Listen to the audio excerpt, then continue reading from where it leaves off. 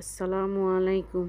আজ বানাবো ঘরোয়া স্বাদে সিম, আলু, বেগুন, ফুলকপি আর টমেটো দিয়ে পাঙ্গাস মাছের ঝোল। প্রথমে পাঙ্গাস মাছ ধুয়ে নুন হলুদ মেখে কড়াইতে তেল দিয়ে তাতে মাছ হালকা করে ভেজে রাখবো। প্রথমে ফুলকপি হালকা একটু সিদ্ধ করে নেব। কড়াইতে তেল দিয়ে তাতে পেঁয়াজ দিয়ে দেব। পেঁয়াজ সোনালি করে ভেজে নেব। এবার আদা রসুন বাটা দেব।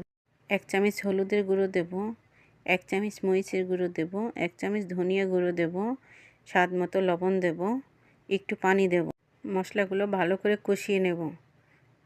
এরপর একে একে আলু, সিম, ফুলকপি, বেগুন দিয়ে ভালো করে নেড়ে ঢাকনা দিয়ে ঢেকে দেব। সবজিগুলো ভালো করে কষিয়ে নেব, কারণ ভালো করে কষালে সবজির স্বাদ দ্বিগুণ বেড়ে যায়। সবজি যখন আধা সিদ্ধ হয়ে আসবে তখন পরিমাণ মতো পানি দিয়ে ঢেকে দেব। পানি যখন বলক চলে আসবে তখন টমেটো দিয়ে দেব। টমেটো দিয়ে ঢেকে দেব।